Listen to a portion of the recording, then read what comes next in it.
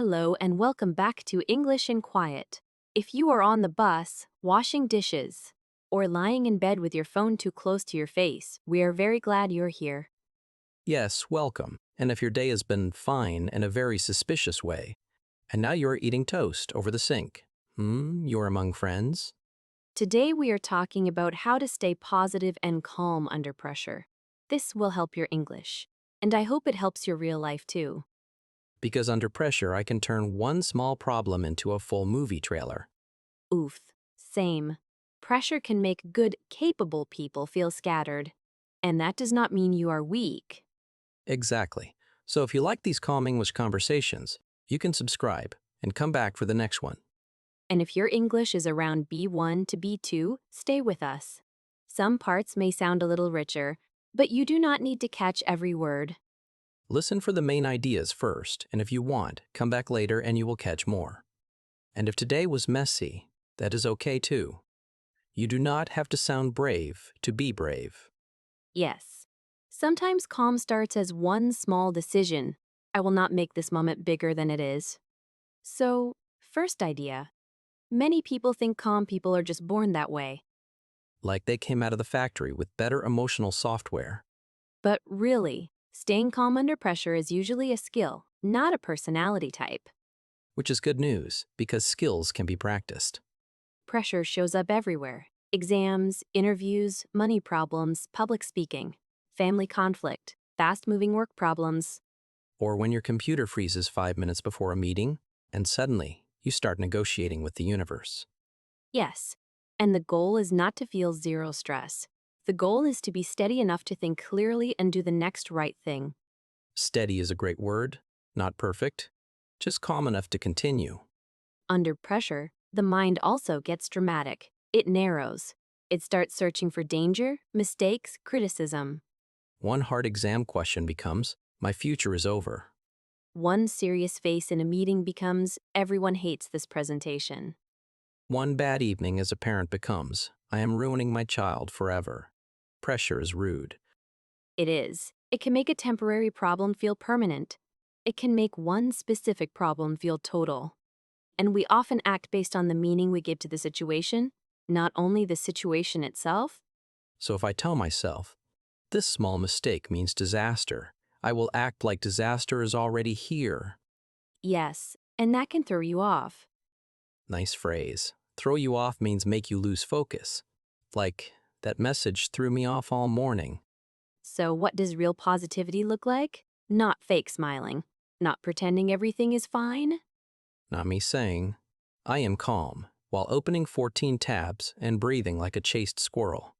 Exactly. Real positivity is realistic confidence. This is hard, but I can handle it step by step. That feels much better than fake optimism. Yes, fake optimism says nothing is wrong even when something is clearly wrong. Realistic confidence accepts reality and keeps your sense of action. So if a team at work has a real problem, the calm person does not say, everything is amazing. No. A calm leader might say, the website is down, customers are affected. First, we fix payments. Then we update people in 15 minutes. That is not cheerful, but it is useful, and useful can feel calming. Another big idea: discomfort is not always danger. Oof, I need that on a wall. Me too.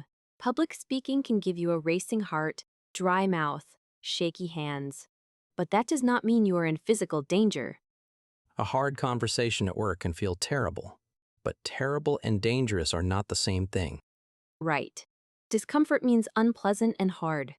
Danger means real harm. And if we confuse those two, every uncomfortable moment starts to feel like an emergency. Yes, that is why practice helps. Repetition teaches the body. This is intense, but is not a catastrophe. Most daily pressure is not catastrophe. It is challenge. It is strain. Of course, it still feels bad. We are not pretending it feels nice. We are just naming it accurately. Accurate language is already calming. And that takes us to the body, because pressure usually hits the body first. Yes.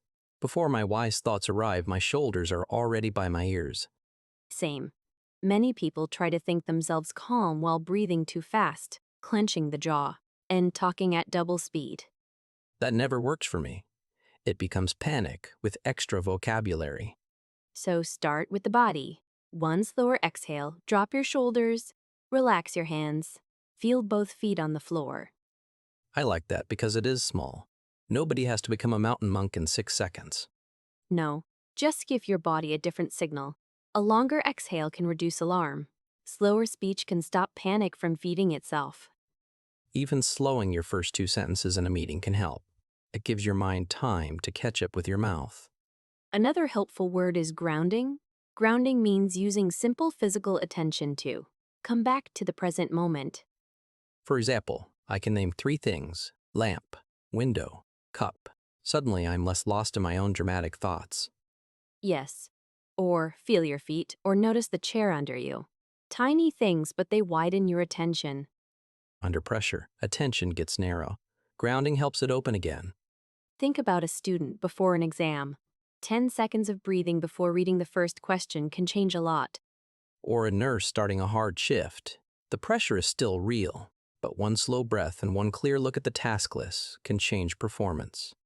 Yes, calm behavior is often built from very small physical actions at the right time.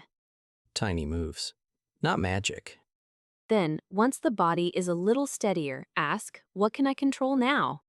Because pressure gets huge when you try to carry the whole future in one hand. Exactly. Before an interview, people think about money, career, family expectations, rejection, everything at once. Which is too much for one human brain before 10 a.m. A calmer question is, what is the next useful step? Great phrase. Not the whole life plan, just the next thing that helps. So instead of, I must get this job, think, I will answer the next question clearly. Instead of, this whole launch is collapsing, think, what is the main problem? And who fixes it first?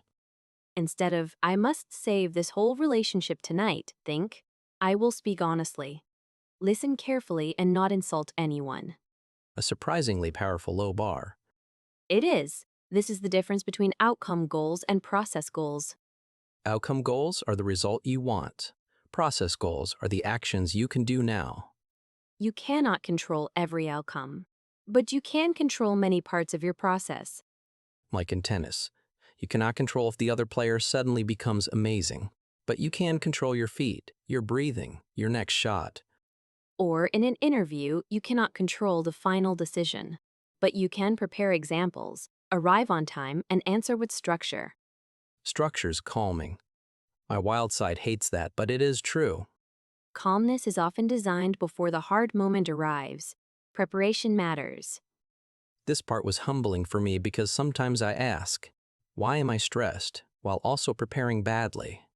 Checklists, routines, written priorities, and rehearsed opening lines reduce stress because they reduce uncertainty. Pilots use checklists, athletes use routines, speakers practice the first minute. Not because they are weak, because pressure can damage memory and judgment. In daily life, this can be simple. Prepare clothes and documents the night before. Decide roles before a team crisis.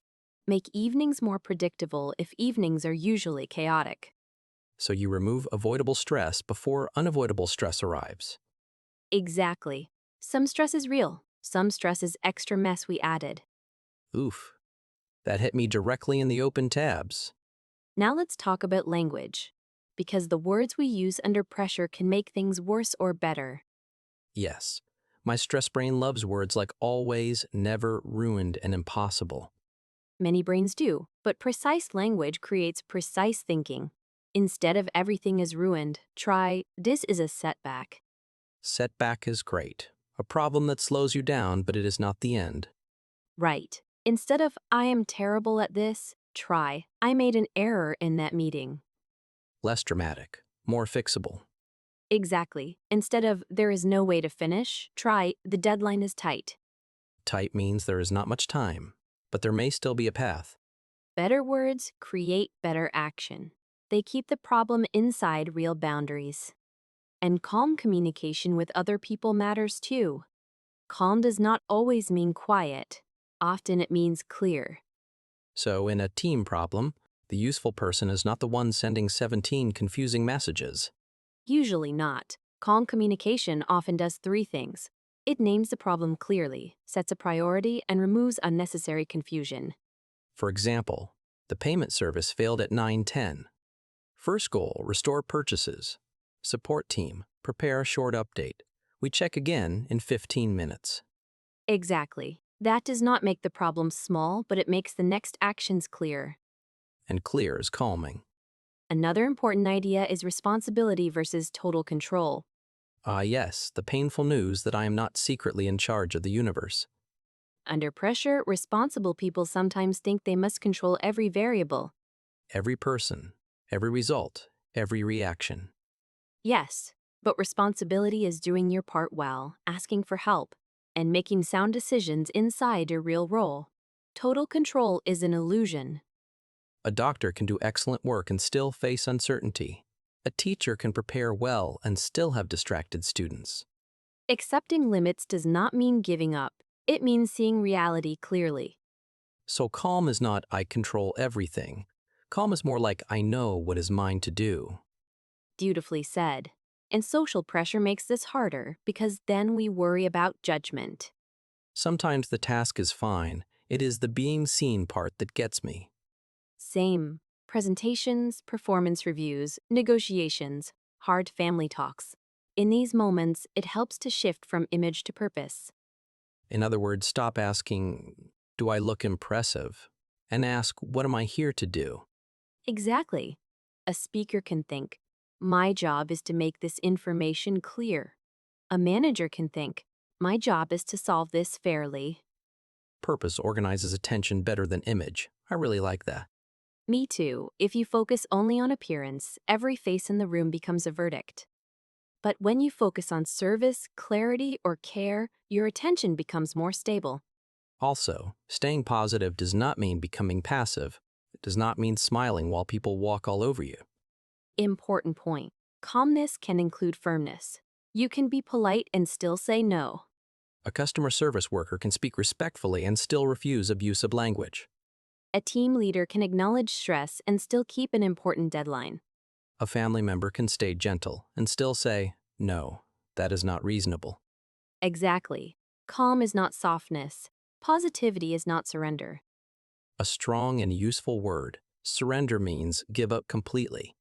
Yes. Now, one part people often skip is recovery. They survive the hard moment and then they just keep going. Which feels heroic for about 6 hours. Exactly. After pressure, the body and mind need recovery, sleep, movement, quiet, supportive conversation, a little time away from constant noise. Sometimes recovery is very ordinary, water, a walk, 5 quiet minutes without extra noise. Right. Recovery is not a reward you earn only after perfect performance. It is part of handling pressure well. And reflection helps too. Very much. After a hard event, ask 3 simple questions. What happened? What went well? What do I want to change next time? I like that because it is honest, but not cruel. Exactly. Under pressure, memory can become distorted. We remember the awkward 10 seconds and forget the 20 good minutes. I do this all the time. I remember one weird sentence and decide the whole meeting fell apart. Fell apart is a useful phrase. It means failed badly. But often the whole thing did not fall apart. One moment was awkward. Such an important correction. Yes, balanced reflection protects you from two extremes: fake self-praise and harsh self-attack. So the goal is not I was amazing and not I am terrible. The goal is what is true. Exactly, and over time, the deepest calm often comes from meaning, not mood. Because mood changes all the time. It does, but values can stay: responsibility, care, honesty, learning, service. These can hold you when you do not feel cheerful. Like a parent caring for a sick child at night. They may not feel happy, but love gives them steadiness. Yes, or someone doing difficult rescue work. They may not feel relaxed, but purpose helps them stay focused. So meaning does not remove difficulty. It helps you carry difficulty. And that is a kind idea for learners too. You do not need the perfect mood to keep going in English. Yes, you can study tired. You can speak nervously. You can begin again after a bad week. Small still counts. Small really still counts. Before we finish, let's do our word tour. Our house ritual. I love the word tour. We will give you useful phrases from today. Short meaning, short example. Number 1. Under pressure. In a stressful situation. Example. I forget simple words when I am under pressure. Number 2. Steady, calm enough to continue. Example. My hands were shaking, but my voice stayed steady. Number 3. Throw you off. Make you lose focus. Example. That angry comment threw me off for 10 minutes. Number 4. Step by step. In small parts, not all at once. Example. The problem was big, so I handled it step by step. Number 5. Discomfort. Something feels unpleasant or awkward, but not necessarily dangerous. Example, public speaking brings discomfort, but it is not real danger. Number 6. Ground yourself. Bring your attention back to the present through the body. Example, before the interview, I grounded myself by feeling my feet on the floor. Number 7. Next useful step. The next action that actually helps. Use this one. Example, I stopped panicking and asked, what is the next useful step? Number 8. Setback. A problem or delay, not the end of the story. Example, missing one deadline was a setback, not a total failure. Number 9. Get back on track. Return to the right direction after a problem. Example, one clear plan helped me get back on track. Number 10. Begin again. Start fresh without too much drama. Example, yesterday was difficult, so today I will begin again. Please steal that one. Begin again. It is simple and kind. For tiny homework, choose one pressure moment this week. Maybe before a call, before class, or before a difficult message. Then do 3 things. 1 slow exhale. Relax your shoulders. Say one precise sentence to yourself. Something like, this is hard, but I can do the next useful step. That is it. Very small. Not a dramatic reset with 17 candles. Unless the candles are already there. Fair. And we would love a comment from you. In the comments, write one sentence you want to say to yourself the next time pressure shows up. Yes. Maybe calm. Maybe a little funny. Mine might be, Jake, lower your shoulders and stop writing disaster stories. Your comment can be short. It is a real place to practice English, and your words may help another learner too. We really love seeing learners help each other there. Thank you for spending this time with us. If today felt heavy, we hope you feel a little less alone. You are not the only one. Pressure visits everybody. And if today is not perfect, that is okay. Come back to your breath, come back to your next step, and begin again. If this episode felt useful, you can subscribe and come back next time for more real English through real life. And if someone needs a calmer voice today, you can share this with them. We are glad you are here. See you soon.